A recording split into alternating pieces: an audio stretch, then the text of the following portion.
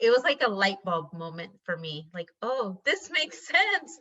Yeah, and I appreciate what you've done. I mean, you have no idea how excited I am. Just knowing that I can do it now.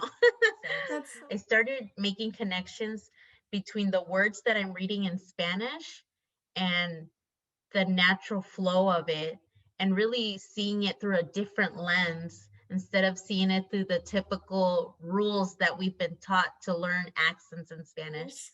Yeah, I've been told the rules over and over forever, and I still can't remember to this day. Like, I thought I was gonna have to sit down for hours and re-memorize all that and try to re-figure it out. And honestly, it's never stuck. I mean, I've been studying those things for over 5 years and it still hasn't stuck. And this was the first thing that I thought, oh, wow, I was like, it was like a light bulb moment for me. Like, oh, this makes sense.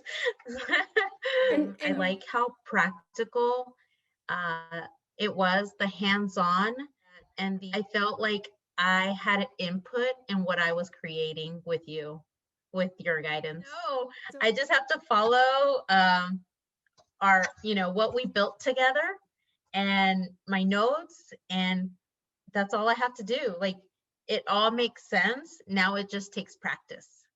You presented the same material we know Spanish words have accents, but it's just you gave it to us looking at it through a different lens. Like, let's work backwards. This is what we've been told all our lives about accents, but let's reverse that and see it through, well, the reality is most words don't have accents.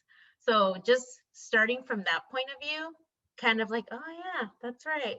Why am I stressing so much about accents when I'm trying to write papers and put them and cooking and putting salt all over, putting accents everywhere and just guessing. And instead it's like, no, it doesn't need that many accents.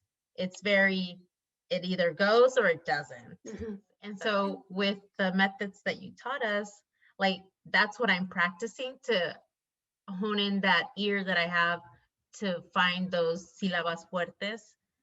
And, now it's making more sense, because even my high school teacher was like, can't you hear the accent? Can't you hear where the sílaba fuerte? I was like, no, dude. Yeah, I know I'm a Hispanic, but I can't hear it. Like, I haven't been taught this. That's why I'm here.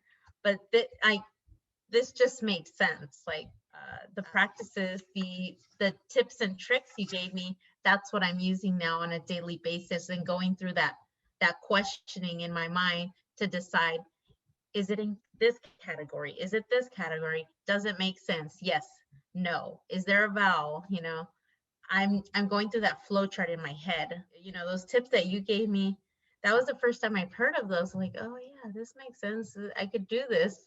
And so even me just practicing, I noticed I started getting just better and better in finding those strong syllabus.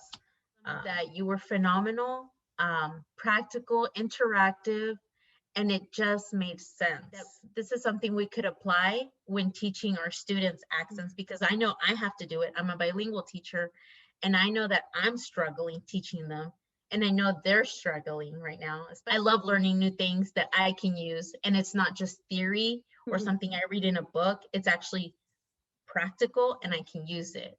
And not only with little children, like in second grade, but even fourth and fifth graders, to use this method in order to improve their writing. Because if I can get it, and this makes sense to me, because I know I struggle with writing, I know I could teach this to the children, hands down. I hope the students get as excited as I am, that it just clicks for them as well. Yes. Yay. Well, here's to it clicking for everybody.